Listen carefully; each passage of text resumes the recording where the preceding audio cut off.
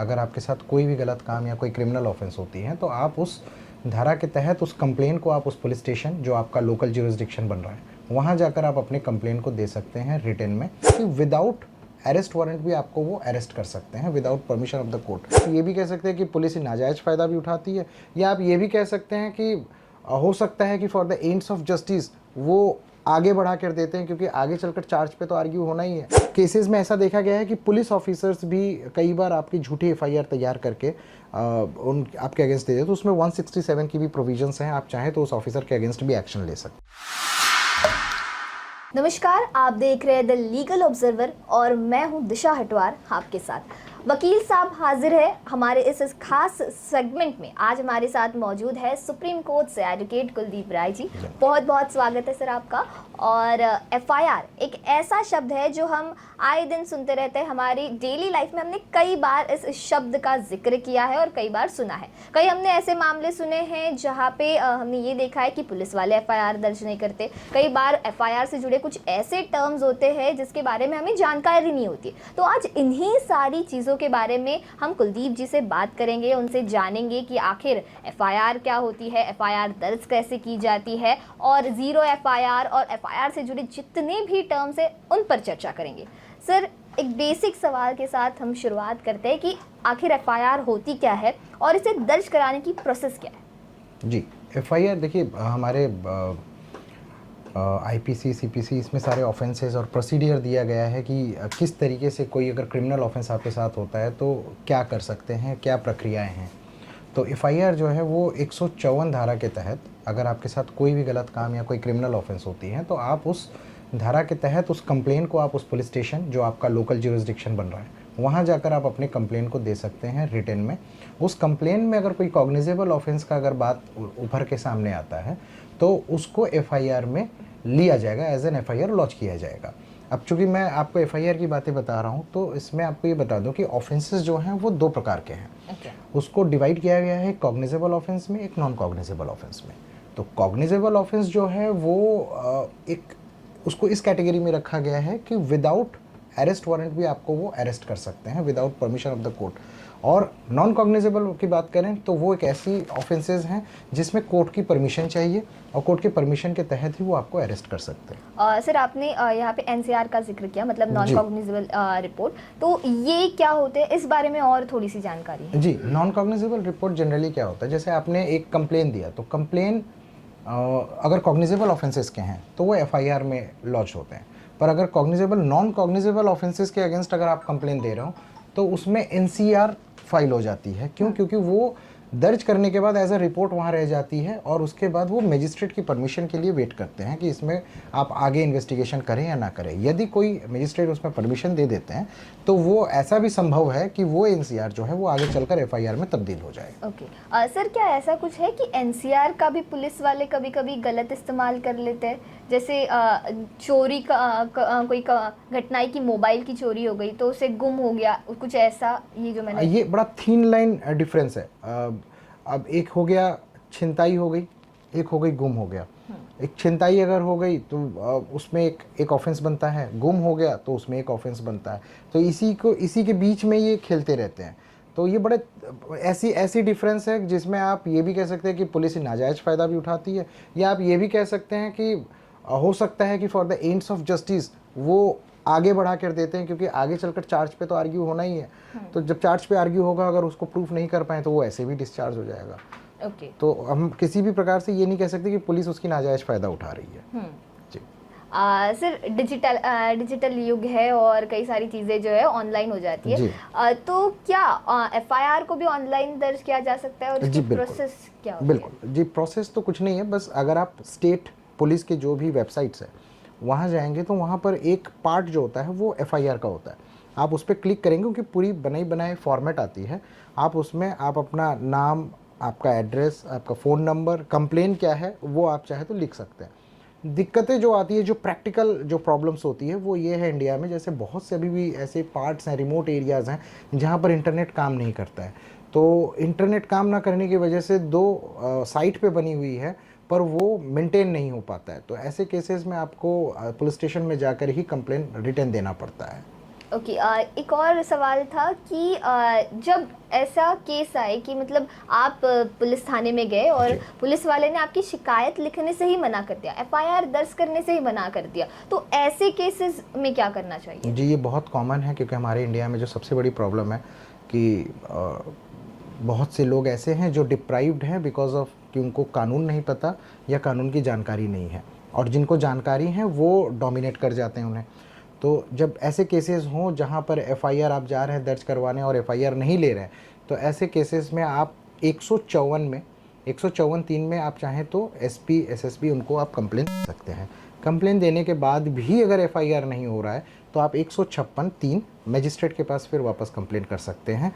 और 154(3) में जब आप कंप्लेन करते हैं तो आपको 15 से 20 दिन वेट करना पड़ता है कि पता नहीं उसमें एक्शन हुआ कि नहीं हुआ, वेट करके तब आप 156(3) में जाते हैं। ओके। फिर वो मजिस्ट्रेट के ऑर्डर से एफआईआर उसमें होगा, और उसके बाद जो आगे की प्रोसीडिंग्स है, जो इन्वेस्टिगेशन है, वो चलता रहेगा। अच्छा, एक ज़ीरो एफआईआर भी कुछ एक ऐसा जी। टर्म है जो कई बार बोली भाषा में जो है, कानून जी। की बोली भाषा में यूज़ किया जाता है। जी।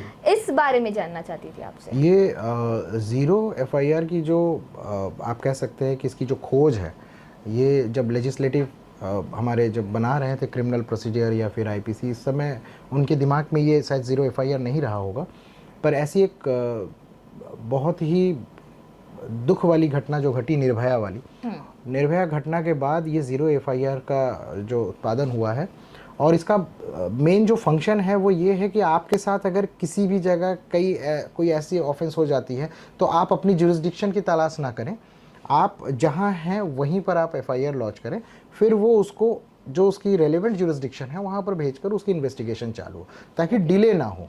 इस डिले को रोकने के लिए या एक्शन को, इनिशिएटिव को लेने के लिए कि बहुत फास्ट एक्शन हो, इस वजह से ज़ीरो एफआईआर का खोज किया गया। एक और सवाल था कुछ ऐसा ही कि क्या एफआईआर दर्ज करने की कोई समय सीमा होती है? मतलब ऐसा ज़रूरी है कि इतने समय में ही एफआईआर दर्ज करनी चाहिए? नहीं, इसकी कोई समय सीमा इस तरीके से कोई फिक्स नहीं है, बट एक कहा जाता है कि इसमें इनऑर्डिनेट डिले ना करें, इसमें कोई देरी ना करें, क्योंकि देरी अगर हुआ तो आपको उसका जवाब भी देना पड़ेगा, क्योंकि आगे चल के इसका बेनिफिट जो है वो अक्यूज्ड ले सकता है कि अगर ये घटना इस दिन की है तो फिर आपने इतना दिन इंतज़ार क्यों किया, तो इसका आपको जवाब देना पड़ जाता है। और कई बार क्या होता है, जब आप बहुत रीज़नेबल आंसर नहीं दे पाते हैं कि ये डिले क्यों हुआ है, तो वो उनके बेनिफिट में चल जाता है, कई बार क्वैश भी हो जाता है एफआईआर। ओके।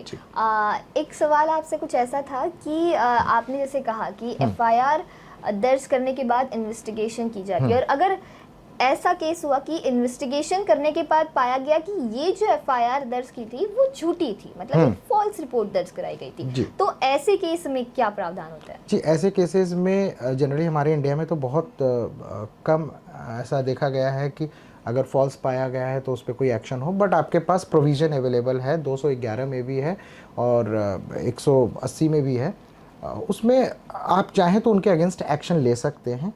और बहुत केसेस में ऐसा देखा गया है कि पुलिस ऑफिसर्स भी कई बार आपकी झूठी एफआईआर तैयार करके आपके अगेंस्ट दे देते, तो उसमें 167 की भी प्रोविजंस हैं, आप चाहें तो उस ऑफिसर के अगेंस्ट भी एक्शन ले सकते हैं। जैसे आपने कहा कि पुलिस वाले भी एफआईआर, मतलब झूठी एफआईआर दर्ज कर सकते हैं, मतलब कोई भी अगर शख्स किसी के ऊपर किसी के खिलाफ झूठी एफआईआर दर्ज करता है तो ऐसे केसेस में क्या करना चाहिए? देखिए, ऐसे केसेस में आपको कई रेमेडीज अवेलेबल हैं।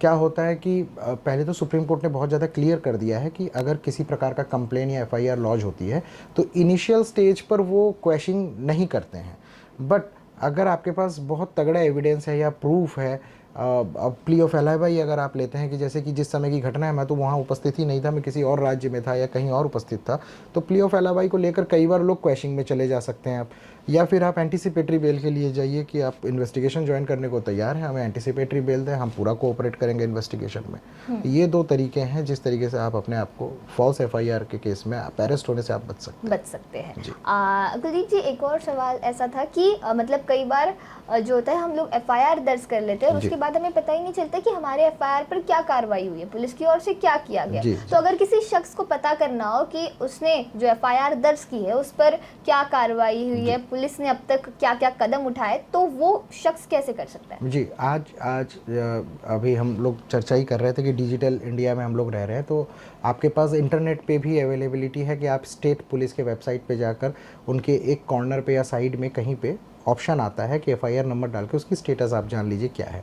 पर कई बार अगर आपके वहाँ पर वो, चूँकि ऐसे मैंने कहा कि वो मेंटेन नहीं होता है, कई बार वो बना तो दिया गया है, तो ऐसे केसेस में आप मजिस्ट्रेट के पास आप एप्लीकेशन दे सकते हैं कि हमारे इन्वेस्टिगेशन का क्या स्टेटस है, क्या रिपोर्ट है। उस एप्लीकेशन के तहत मजिस्ट्रेट चाहें तो एक्शन टेकन रिपोर्ट भी मंगवा सकते हैं, एटीआर, और ये देख सकते हैं कि अब तक क्या क्या स्टेप पुलिस ने इन्वेस्टिगेशन में लिया है। अगर कभी ऐसा हो जाए कि किसी शख्स की मतलब उसने एफआईआर दर्ज की और उसके बाद उसकी मृत्यु हो जाए, तो ऐसे केसेस में क्या होता है?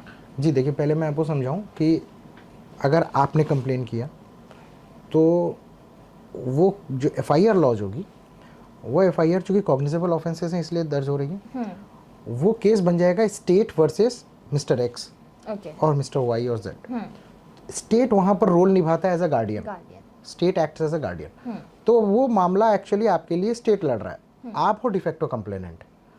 तो अगर आप गुजर भी जाते तो इससे मामला एबेट नहीं होता। अक्यूज्ड अगर गुजर जाता है, जिसके अगेंस्ट आपने किया है, वो अगर गुजर जाता है, तो ऐसे केस में वो मामला वहीं एबेट हो जाती है, वहीं खत्म हो जाती है।